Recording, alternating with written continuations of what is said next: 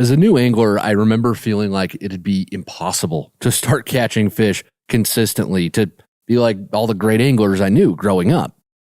Part of that was the skill gap, but I also heard a lot of talk in fly shops and magazines and online that if I wanted to really love the sport and catch fish, I had to master everything. I needed to be a dry fly, nymph, and streamer expert, and I'd have to learn to fish for more than just trout. Now, of course, that's not true, but with the way fly fishing media is these days, it's easy to feel like you're falling behind, you're not progressing as an angler if you're not actively pursuing the latest and greatest craze or technique. So today on Untangled, I'll explain why I think that this mindset's not only wrong, but is actively harming folks who are just starting out in fly fishing, and I'll also share some tips that'll actually help you level up as an angler. This is Untangled, fly fishing for everyone, presented by Ventures Fly Co. Hey everybody, welcome to it. This is Untangled, and I am your host, Spencer Durant. The topic for today's show has been on my mind a lot lately because I've had the opportunity this summer, past couple of months, to sit down and fish with and talk to and just hear from a lot of beginners. And there's been this common theme through a lot of those conversations, which is folks are feeling overwhelmed by how much there is to learn in fly fishing. And I get that. This is episode 188. So we're 188 episodes deep into Untangled, and have we scratched the surface? Maybe. We've scratched the surface of what all there is to learn about fly fishing. So I understand that part, and I still feel overwhelmed that way sometimes. Even last night, I was reading about more stuff about trico hatches, which are a tiny type of mayfly, and just learning more stuff that I didn't know about tricos. So, that happens, and I think, oh, shoot, man, I really gotta go fish these hatches more. So I get it. I understand the feeling of there is so much to learn, and I'm never going to get a handle on all of it. But the other common theme, what was kind of concerning to me, is that folks take that overwhelm and like that knowledge gap, and they translate that into feeling like they're behind or not progressing like they should be in fly fishing. And I really want to address those feelings in particular and talk to the folks who are feeling that way, because you shouldn't. You shouldn't feel that way. Leveling up and improving your skills as an angler has a lot more to do with just spending time on the water than anything else. And I do have concrete tips to help you improve your skills. We'll get to those in a minute. But I want to dive into why I think this mindset of, well, I'm not progressing, I'm not doing enough, I'm falling behind, why I think that mindset is just not healthy. And to really explain that, let me set the stage a little bit and really just dig into this idea for a minute. Right after high school, I spent a lot of time hanging out at a local-ish fly shop to me. And that shop, they're great. They're mostly focused on trout. But all the guys who worked there, they loved saltwater fly fishing. That was their jam. It's what they lived for.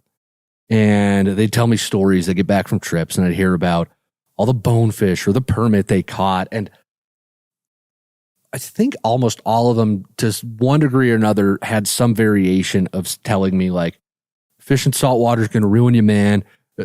Trout are boring once you've done saltwater fly fishing. You do this and you're really fishing when you're doing saltwater fly fishing. And I don't think they really meant anything by it. I'm sure that's how they felt, which was, man, it's new and it's exciting, and saltwater is fun and it's addictive. I got skunked on my tarpon trip at the beginning of June, and I'm itching to go back as soon as I can, because there is something about saltwater that's very addictive.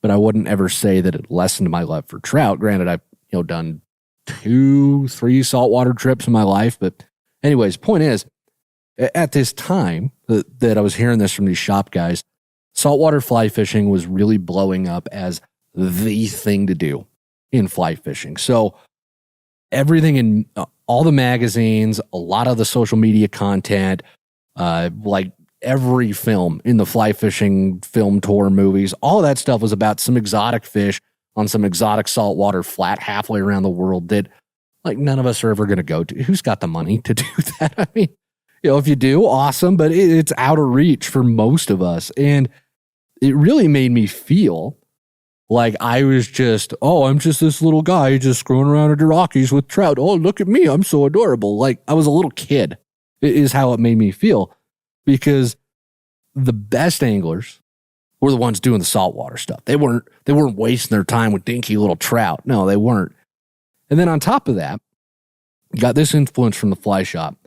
And then I also, at this point in time, I ended up meeting and fishing with a group of dudes who they talked up fishing streamers on lakes as like the holy grail of the trout experience. There was nothing better to them than ripping big streamers for relatively big trout out of a lake. And they loved it. And then I was also spending time with another buddy who just swore that fishing small dry flies to rising trout, that was the pinnacle of the fly fishing experience, and nothing could ever top that. And then on top all of this, the Euro nymphing, tightline nymphing craze really kicked off right about the same time too. So I'm also seeing folks and hearing folks talk about, well, if you want to catch a lot of fish, this is the best way to do it. And look how effective it is. And we're catching so many trout. And this is awesome. And if you want to be great like this, you've got to figure this out too. And, we just so happen to have a Euro rod to sell you. And so I'm inundated with all these goalposts of what good fishing is, all these different techniques. And honestly, I don't know if that deluge has ever stopped. Especially on social media. I think beginners these days see a lot of that same talk. They see a lot of folks holding up one thing as this is what you got to do. This is the experience you got to have. And then it creates that, oh no, I'm falling behind. I live in the Appalachians and I fish for 10-inch brook trout most of the time. I'm not a great angler. Or I live somewhere in the Midwest and I just have panfish and largemouth in a pond on this farm, and that's all I do. I'm not that great of an angler. None of that's true at all, but it's easy to feel that way. It's very easy to fall into that trap. And I don't blame any new anglers who feel intimidated by all of this and who rightfully wonder if they're ever going to be a great angler. Somebody, and for purposes of this discussion, we'll just say that a great angler is someone who catches fish consistently and leaves the river not feeling frustrated most of the time. Because I leave the river feeling frustrated sometimes. And, like I said, this mindset of, you've got to go and do and try all of these things, I don't think it's helpful. I think it's wrong. In my opinion, I do. And there's a couple of reasons for that I think it's harming beginners to the sport. And first and foremost is, whether it's intended or not, there is a lot of assumption that some people doing these things, because they're doing it, they're showing it in film or in a magazine or whatever, that they're masters of it, that they've got it down to a science. And I don't believe that anybody truly masters anything in life except for babies and their ability to just master the timing of, you're about to drift off to sleep. You've rocked them. They've gone for a walk. They've had a bottle. They've had treats. They've snuggled in bed. You are clinging to one shred of sanity. You're about to fall asleep and they're asleep. And then you hear on the monitor and yeah, they've got that down. That babies have that mastered. That's the only thing I'm going to give.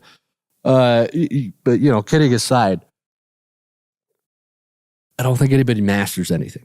Yes, there are anglers who are amazing at this, who are really, really good, but they're not perfect. They don't have complete control over everything that happens during a day on the water. They don't have control over the weather. They don't have control over, if you're saltwater fishing, the barometric pressure and the pressure changes that can throw fish off. They don't have control over whether the hatch is early or late, or when the lake turns over, or if the river's running high that day. They don't have control over any of that. Now, they can adapt to it, and they have so much experience they can draw on that, and you usually figure out a solution to the problem that they're facing, but they haven't mastered it. I don't think anyone masters anything, not just fishing, just anything in general. And so right out of the gate, that feeling that what you're doing now isn't enough, or that you're going to outgrow your trout or your bass or whatever it is, and eventually you're going to grow into this steelhead bum or this musky maniac. I just don't think that's a healthy attitude to have, because there's a lot of that lack of appreciating where you're at right now and just enjoying what you have to fish with in the moment, which is something I struggled with a ton too, especially, this time period that we're talking about here. And this goes really well with my second point. So let's just dive into that here as well, because fishing at the end of the day, it means a lot of different things to a lot of different people. And I can sit here and tell you what it means to me, but that doesn't mean a whole lot for you, because fishing is about what it is for you. It's what it does for you and the experience that you're having out there on the water. And we all take something different from that. I love the quiet. I love the solitude. I love the relaxation.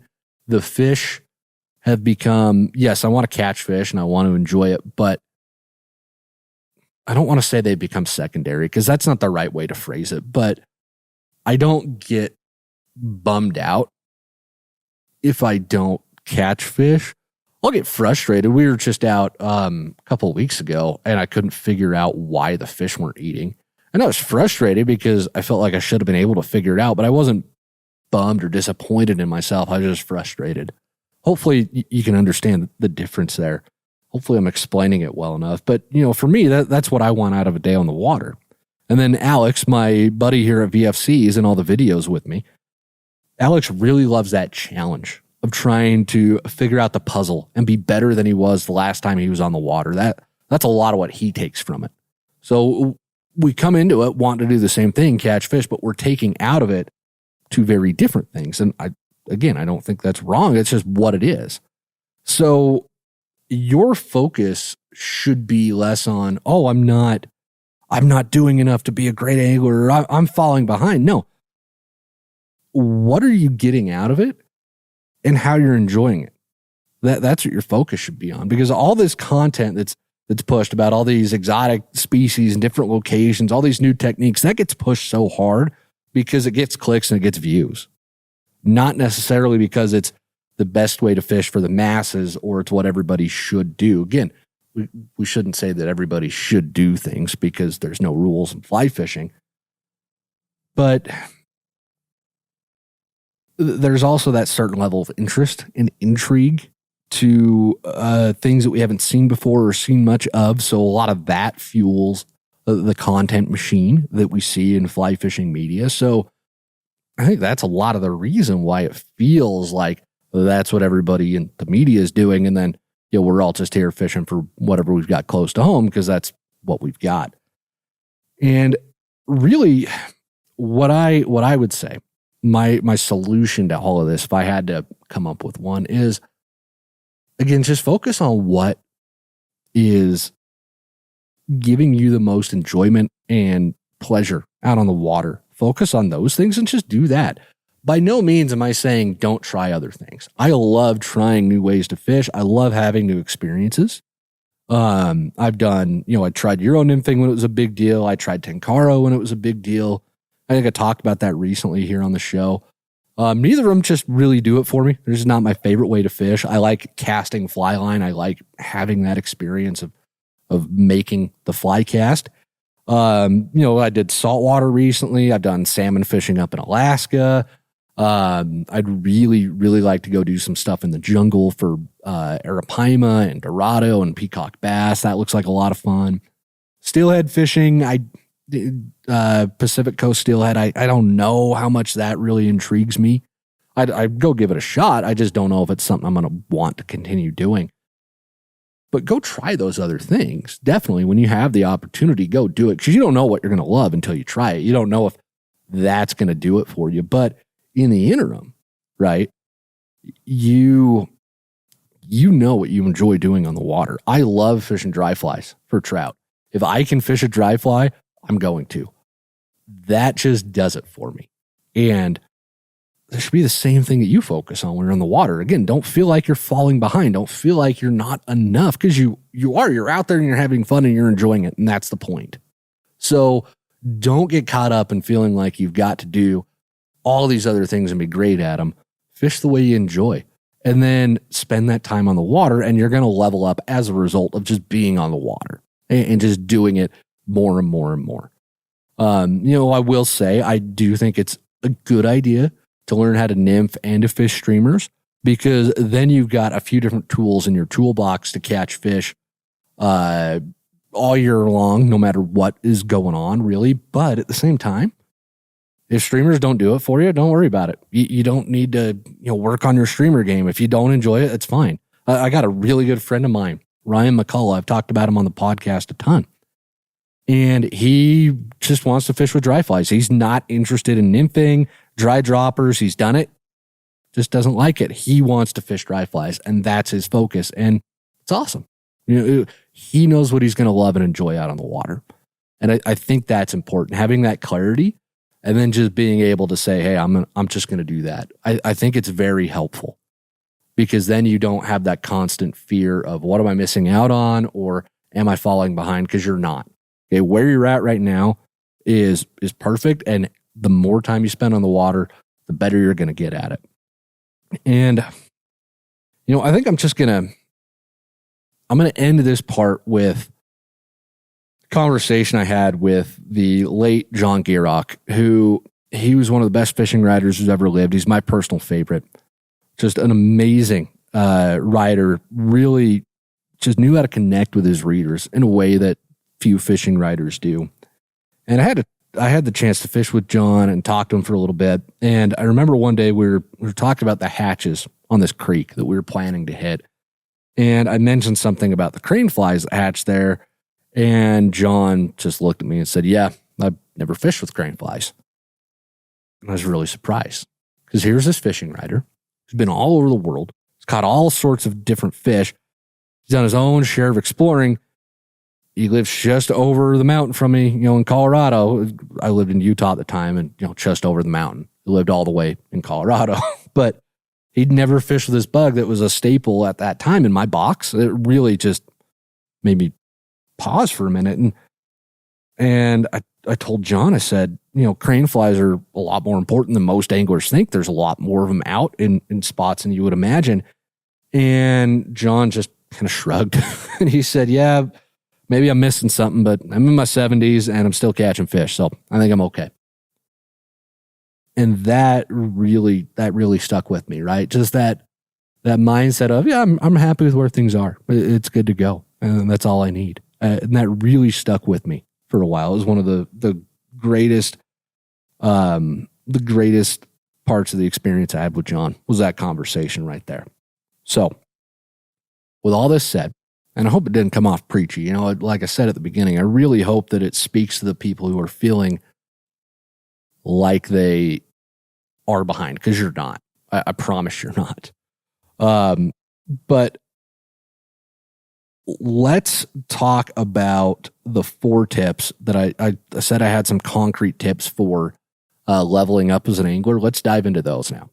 So the first tip is just go fishing. I mentioned this a couple of times, but there is no substitute for time on the water. That's going to be your greatest teacher, because all the theory we discuss, all the tactics we discuss, all the podcasts you listen to, none of that comes close to how educational time on the water is. And none of that comes close to being able to replicate the variety of experiences you will have on the water. So go spend that time on the water.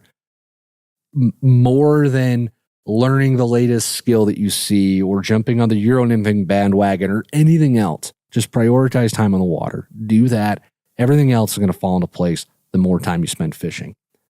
And the second tip I would tell you as well is continue seeking out knowledge, because that part is important. I mentioned at the beginning of the show, learn about trichos and the reading stuff in the magazine about, I didn't know about trichos, and feeling like, man, I got to go do that, because I got to go put this knowledge to the test now.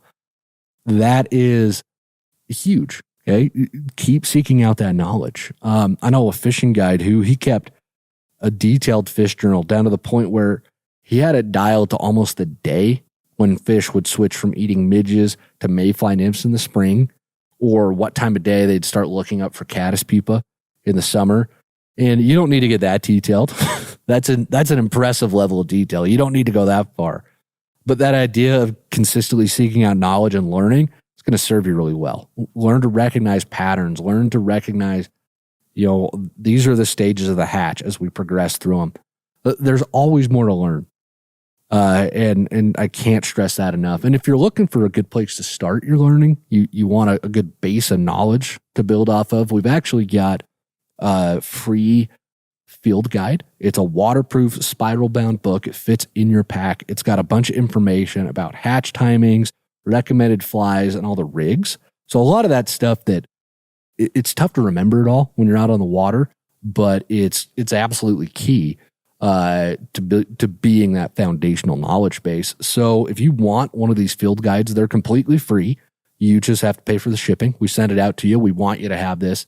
There's a link to grab those down in the show notes, or there'll be a link here on the screen as well, a QR code if you're watching the video podcast. But again, they're completely free. We want you to have one of those. Just pay the shipping. We'll get it right out to you. And then the third tip I got for you is make sure that you stay adaptable.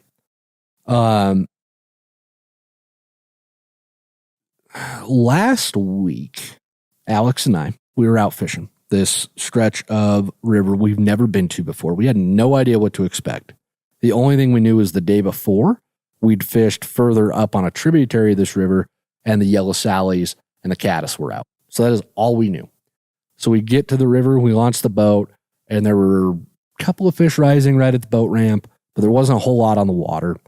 And there wasn't a whole lot of very clear features. It almost felt like we were fishing in a canal for a while. And the banks were really shallow, and there wasn't a lot of overhang on the banks. There just wasn't a lot of places that made you think, oh, I'm going to fish to there because a fish is holding there. So we spent a lot of time just searching and looking for where fish would be, fishing, nymph rigs and the deeper runs. And I stuck a whitefish. Alex caught, I think he caught another whitefish as well. He won't admit to it, but he caught another whitefish as well. And then probably 2-3 hours into the float, we come around this corner, and there's this pocket as the river starts to speed up and turn into some riffles. And there's a fish rising in the pocket really tight to the bank. And I threw a cast over there. It rose, and I missed the fish. I actually broke my whole rig off because I set way too quickly. But that started getting us to think, all right, because we'd been assuming all day that the fish weren't on the banks because we thought, oh, they're too shallow. They're not going to be hanging over there, but that fish was tight to the bank.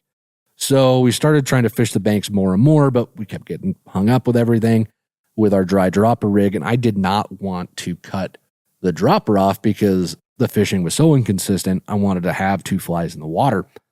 But eventually we went like 2 or 3 hours with no fish biting anything. And Alex finally says, okay, let's cut the dropper off and just pound the banks, being adaptable.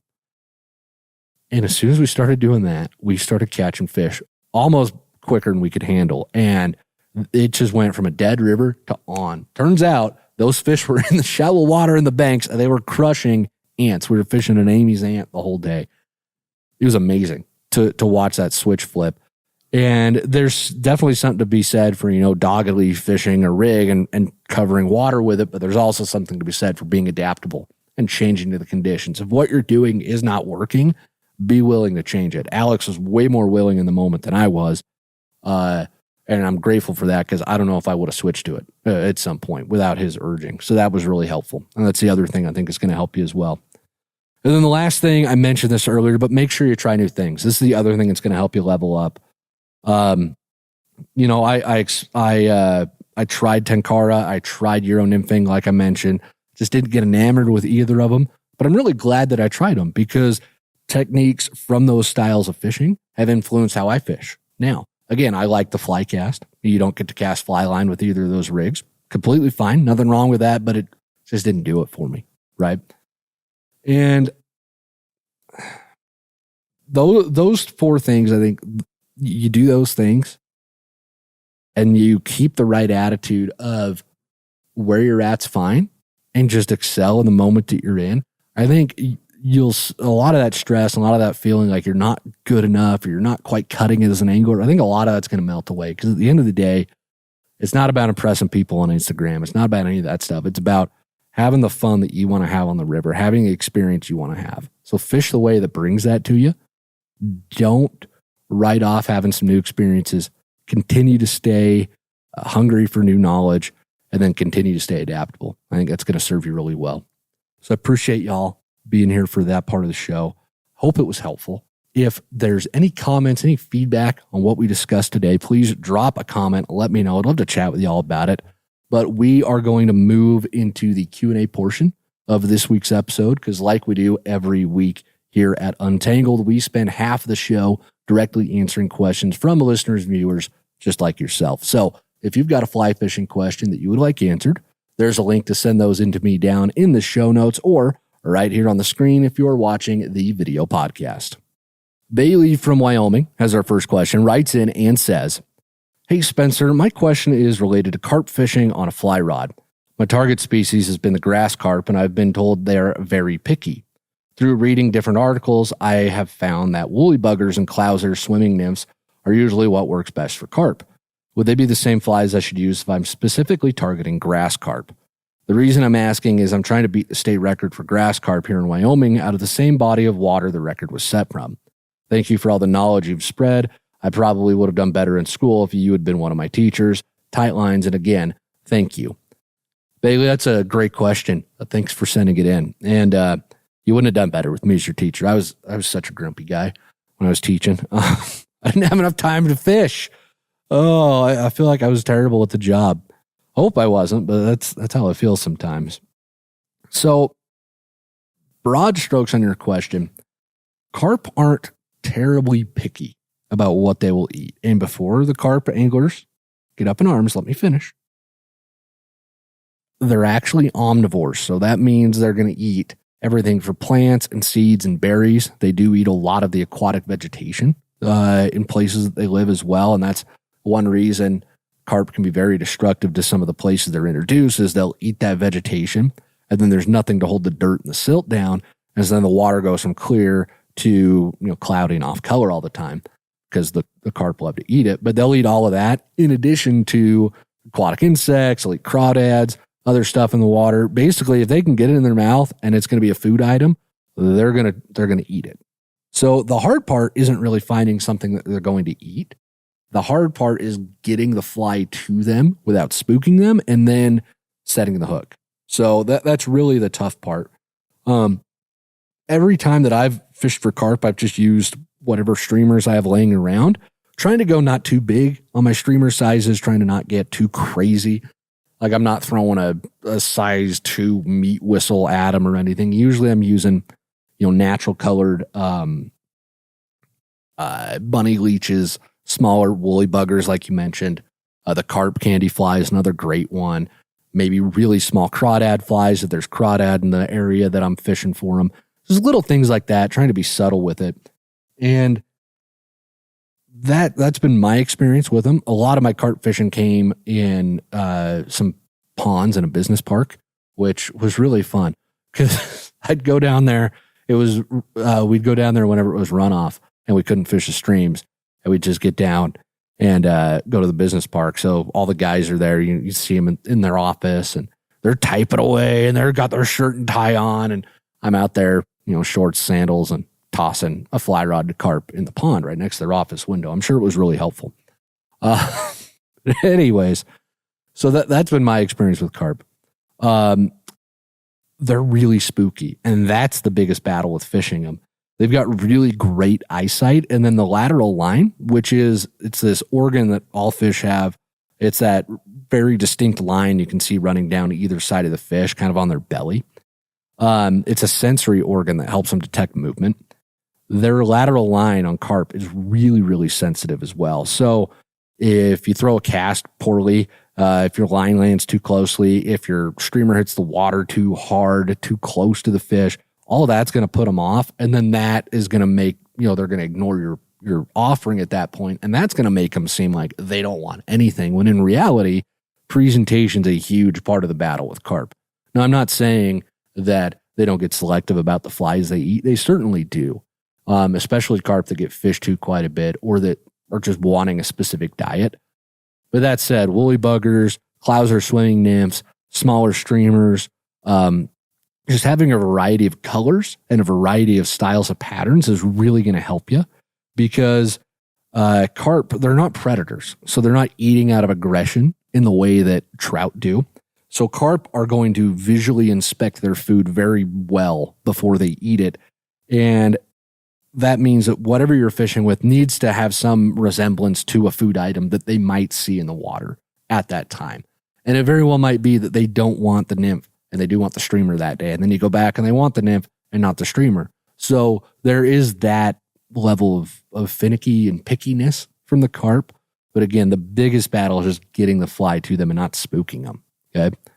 The big thing that I found with them was just not getting too close, staying as far back as I could before making the cast. And then what I did a lot of is you'll see carp, they'll be feeding in a couple of ways. They'll kind of start burrowing down on the bottom and their tail will almost stick up a little bit. So you might see them tailing, kind of like bonefish do on the flats. So that's a great indicator that, hey, these carp are eating. They are actively trying to eat something. I'm going to be fine. I just need to put it down near them. Or there'll be carp that are actively cruising and you can try and cast in front of them and kind of lead them a little bit. So with all of that said, you just want to make sure you're putting your cast not too close, but not too far from them. And I know that's easier said than done. But it's a lot of trial and error and just staying low and staying as far back from them as you possibly can. And then making sure a cast lands softly. So that's the big thing with dealing with them. And then the last thing we talk about here too is once carp are ready to eat, once they've inspected your food, their mouths are really sensitive. They can inhale a fly, tell that it's not real, and spit it out faster than you can react. It's maddening because they've got to have it in their mouth for a second for you to be able to set the hook. But I can't count how many times I'd throw my fly out there, I'd strip it in front of a cruising carp, and it'd look at it, and it would suck it up and spit it out so quick that it was like I blinked and they'd done it. It was maddening.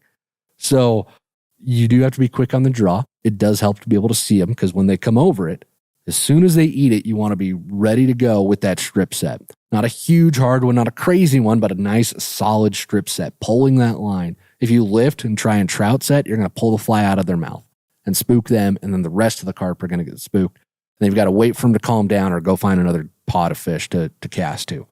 So that's really tough. And then with grass carp, they do have very bony mouths, so you need a nice sharp hook to really get in there and a really solid strip set to make sure that the fly sticks to them. So that's kind of your overview of carp. And then I would just focus, again, for fly selection, let's just bring it back to focus on imitating what's in the lake. They're going to have a lot of food sources. Focus on the aquatic insects. They'll eat them. Carp will eat dry flies. I've never had one eat my dry fly, but I've seen it happen. And I know guys who fish for carp all the time, and I know guys who've caught really nice carp on like size 14 parachute atoms. So, they'll eat dry flies too. Focus on fishing the stuff that is going to mimic the food that they've got available. Focus on presentation. Focus on not spooking them. And I think you should be in good shape. So hopefully that's helpful. Appreciate you sending the question on in. Thank you. Craig from America has our next question, writes in and says, casting with split shot on my rig is difficult for me. Even a double nymph rig seems more difficult to cast. What is the main thing I can do to make better casts when I'm casting a dry dropper rig or double nymph rig? Thank you. Craig, this is a really good question. And the number one problem that I see with any casting issues that folks are running into is all about timing. In fact, we just took a guy from our school group, which if you don't know, it's like Facebook, but it doesn't suck. It's this free social media platform. But again, it doesn't suck. No political memes, no stupid messages from your Aunt Karen about the HOA or any of that crap. Just fishing and talking fishing all the time. And there's a link to join school down in the show notes if you're interested in joining it. But we took a guy from our school group out fishing recently. And this was a problem he had too with his casting. He was moving the rod a little bit too slowly. So the cast was sort of dying halfway through. He was losing power, and it was hard for him to extend and lay fly line down at the distance he wanted to. And I just sat there, watched for a minute, identified the issue, a timing problem, and then said, hey, move the rod a little bit quicker, really focus on not letting the line stop moving. As soon as he did that, it's like a switch flipped. He kept the momentum of the cast, and it was great for the rest of the day. It was a really easy fix. And usually that's what a lot of the problems are with casting. It's a really simple fix. You just have to figure out what the timing issue is. Now, with split shot or heavy nymph rigs or dry dropper rigs in general, the big thing to remember is that when you're adding these extra flies or weight, you are lengthening the leader or you're adding more weight to it. And between that extra weight or the extra length or both, okay, that whole setup's going to move a bit more slowly through the air. It's going to take longer for that fly line to straighten out on each part of the casting stroke. So that means you need to slow down a little bit, open your loop up, let the fly line and the leader and the rig straighten out completely before you move to the next part of your casting stroke. And if you're having a hard time feeling that, watch your fly line. Some folks say to not to. I say do it because you'll watch, make the cast, wait till it straightens out, and then move your rod.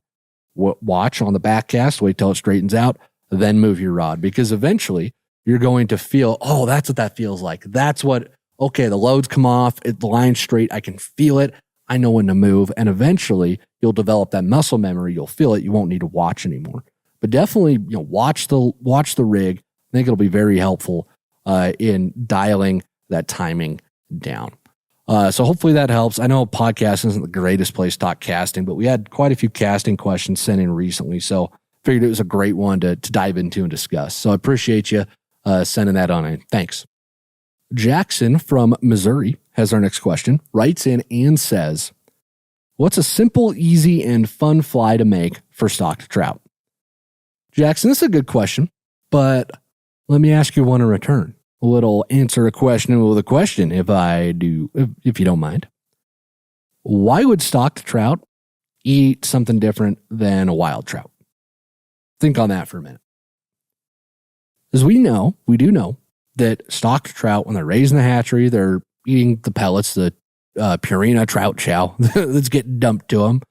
And that's the majority of their diet when they're in the hatchery.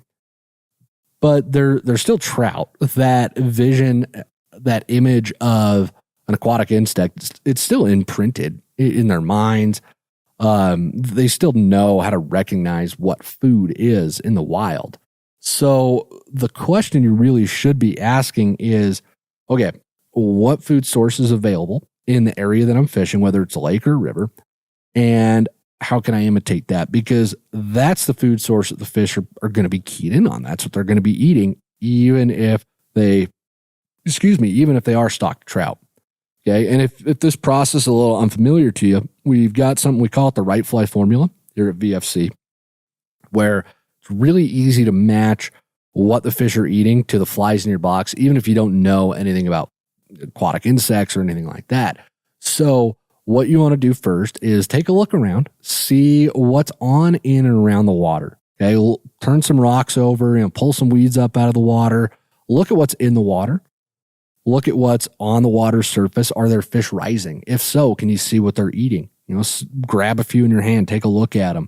If there's flies buzzing around in the air, grab a few, wave your hat around, grab a few of them. Try to catch them, get a good look at them. And once you've identified a few different flies that you think the fish are eating, that's when you open your fly box and you want to match based on 3 characteristics. You want to match based on size, shape, and color. So first things first, size is most important. You want to find a fly in your box that's roughly the same size as the real bugs that you just grabbed. Then you want to make sure the shape's right. In mayflies, they've got long, slender bodies, tall wings, really fine tails. They're kind of an elegant looking fly. And then stoneflies look like a little dinosaur that you're gonna get into out there. So there's 2 very different shapes to those flies. And you want to pick a fly that mimics the shape. Shape's the second most important thing. And then color, least important. If you can match the color exactly, awesome. If not, don't worry about it. But at that point, you've done the right fly formula. You've matched size, shape, and color. And then you should be able to go out and fish and catch some fish, whether they're stocked or wild or not. And I know this concept of asking about, what's the difference between stocked and wild trout? again, they're going to eat the same flies. The difference is really in the behavior. Stocked trout probably have a bit less of that instinctual need and desire to hide from predators. So they're not as, I don't want to say as smart, because I don't know if that's the best way to describe it, but they'll make more poor decisions. Maybe that's how we'll phrase it. They're probably much more willing to eat a poor presentation. They're probably much more willing to go out of their way to eat a fly because they're in a new environment. They're experiencing something completely different for the first time. Those big survival instincts of, bro, if you keep sitting here in this 2-inch riffle and eating everything that hits you, eventually the osprey is going to come get you. That hasn't all quite kicked in yet. Some folks like to say that stock trout are dumber than wild trout, and I don't know if we could ever say that that's true definitively or not. I know that there were, growing up, I remember this very distinctly. There were a couple of community ponds where they would stock the leftover brood. Once they were too old to keep breeding anymore in the hatchery, they'd take the big fish, like 20 plus inchers, stick them in the ponds for the kids to catch.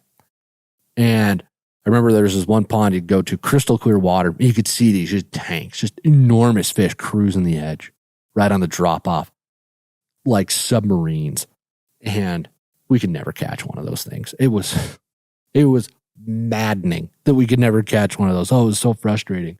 So I don't think I subscribe to the fact that, you know, they're all dumb. They're different. They're not as wary, but I wouldn't qualify that as dumb. So that's my 2 cents on stocked versus wild trout. The only caveat I'll say here about flies for stockers versus wild trout is that if you show up to the lake or the pond the day the trout gets stocked, you might have luck with a pellet fly. I know a lot of folks who fish this way. I've done it a couple of times myself, who throw out a fly. It looks like the pellets that they got fed at the hatchery, and they'll kind of go crazy for that sometimes too. But on the whole, you know, just match what's there in the water. Go through the right fly formula. That's going to be your best bet. And as far as like an easy fly that's going to work for any trout, I mean, the zebra midge is a really great fly to start with, and zebra midge is killer. It is so deadly, it's so effective because there's midges everywhere. Fish always eat midges. So the more midges you have in your box, and they're super easy to tie. So you can never have too many zebra midges. So I would have those, and that's what I'd focus on. And, you know, throw that underneath an Adams or an Elkhart caddis, and you'll be in business. So especially this time of year. But hopefully, Jackson, that answers your question. And that does it for the Q&A portion of this week's episode. But just like we do every week, we are now going to end with our Live Real Life moment. We love to hear about the stories y'all are up to, see the pictures you got to share, and just take part in your adventures. We love being part of that. VFC and Untangled, we exist to help y'all live real life, to have those unforgettable adventures. So if you've got a Live Real Life moment that you would like to share with us, there's a link to send those in down in the show notes or right here on the screen if you're watching the video podcast. And this week's Live Real Life moment comes to us from Austin, who writes in and says, "Firstly, I just wanted to say thanks to the team of VFC for all the resources you provide for novice fly anglers. They've been especially helpful for me because none of my family or friends fly fish, and there are no fly shops in my area. You've helped me learn a lot and have been invaluable as a self-taught beginner. Like I said, I'm new to fly fishing. I've been doing it for less than a year. Although I've been fishing a lot this summer, I still hadn't been able to catch any trout. Where I live in Iowa, it's at least a 3-hour drive to the nearest trout fishery. I really enjoy catching bass, bluegill, and creek chub, but after listening to the podcast and watching your videos, I really wanted to go trout fishing. So I was super excited when I found out my family was going to Glacier National Park for vacation in early June. When we left, I made sure to bring all of my fly fishing gear. On our first day, we hiked up to a lake and made our way around to the far end where the snowmelt streams enter the lake. I broke out my rod, flipped over some rocks so I could learn from you guys, and saw some midge larvae. I nymphed for about an hour where the streams flowed in, but had to stop when I dropped my last indicator into the water. While deciding what to tie on next, I thought to myself, Even though it isn't hopper season, Spencer seems like he has one on nearly every rig he throws. It would be a good attractor pattern for greedy trout looking for a big meal. And I tied this fly up just for this trip, so I should use it. So I tied on the chubby Chernobyl I'd prepped before we left and waded back to my spot. A few fish came up to inspect it, but turned away each time. Eventually, I went back to shore to eat a snack. Afterward, I waded back out to keep fishing, but I promptly tripped, lost my left shoe, which floated into the middle of the lake, and plunged off a drop-off into the icy water after it. I scrambled back to shore, soaked and missing a shoe. Eventually, once I was drier, had recovered some of my dignity, and gave the fish time to calm down, I went back out. I was worried because my dad said I only had 10 more minutes to fish, and I really wanted to catch a trout. On my second cast, a beautiful West Slope cutthroat trout came out of nowhere and smacked the hopper. After a short fight, I brought it in, my first trout on a fly rod, and only the second I've ever caught in my life. I'll never forget it. Thanks again for helping me learn to fly fish so I can make more memories like this one. Austin, tip of the hat to you, man. That's awesome. I friggin' love it. Glad you didn't drown or get hypothermia. That water up there can be cold. But that's awesome. Man, I got nothing else to add. You said it so wonderfully. So thank you a ton for sharing that story. That's what it's all about right there. That's just freaking awesome. With that, folks, we're going to wrap the episode up this week. Thank you all for being here. Thank you for listening to the show, watching the show all the way to the end. It matters more than you can know. And if you want to help us out even more, please rate and subscribe to us wherever you're listening to us. And make sure you tell everybody you know about VFC and Untangled. We want to help as many folks live real life like Austin just did.